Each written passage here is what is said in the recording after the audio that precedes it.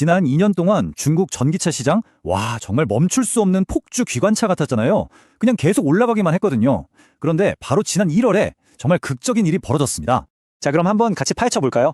도대체 뭐가 2년 만에 처음으로 이 거대한 시장에 발목을 딱 잡았을까요? 지금부터 그 미스터리를 한번 풀어보겠습니다.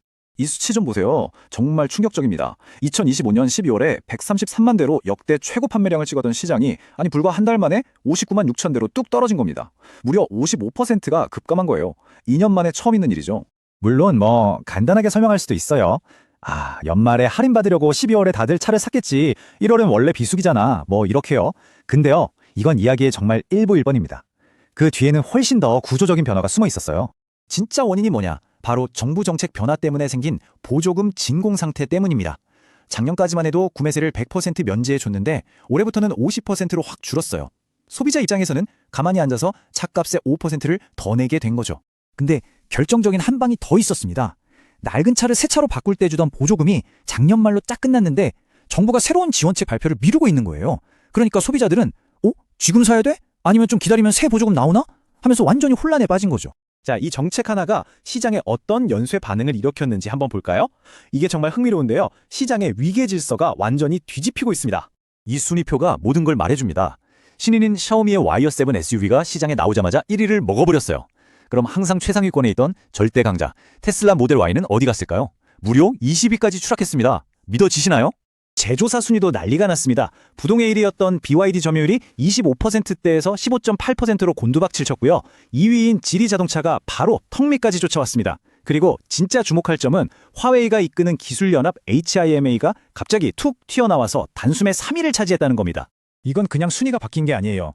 시장의 패러다임이 근본적으로 바뀌고 있다는 신호탄입니다. 중국 소비자들이 더 이상 그냥 싼 전기차만 찾는 게 아니란 거죠.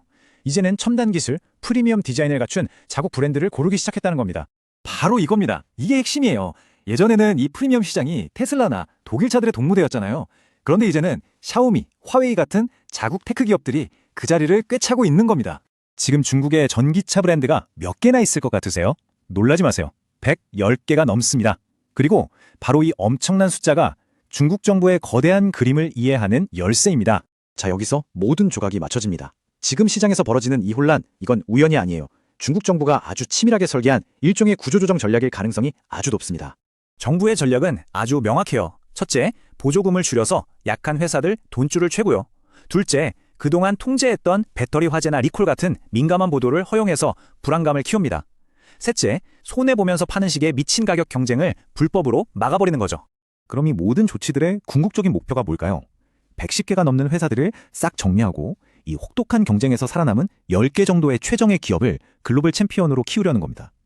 일부러 산불을 내서 더 건강한 숲을 만드는 것과 똑같은 이치죠.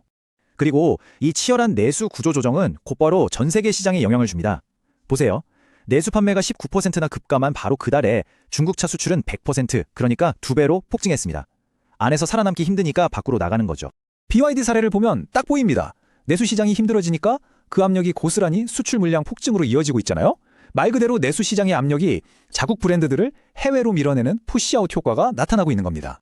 이게 바로 우리 모두에게 중요한 이유입니다. 중국 내에서의 이 거대한 판 흔들기는 이제 곧 유럽, 동남아시아 같은 전 세계 시장에 거대한 수출의 파도가 되어 밀려올 거란 뜻이니까요. 첨단 기술과 엄청난 가격 경쟁력으로 무장한 이 새로운 강자들이 기존 자동차 회사들에게는 정말 직접적인 위협이 될 겁니다. 만약 중국 정부의 이 거대한 계획이 성공한다면 몇 년 뒤에 우리는 완전히 새로운 글로벌 자동차 시장의 지도를 보게 될지도 모릅니다. 어쩌면 우리가 지금 보고 있는 게 그 거대한 변화의 시작일지도 모릅니다.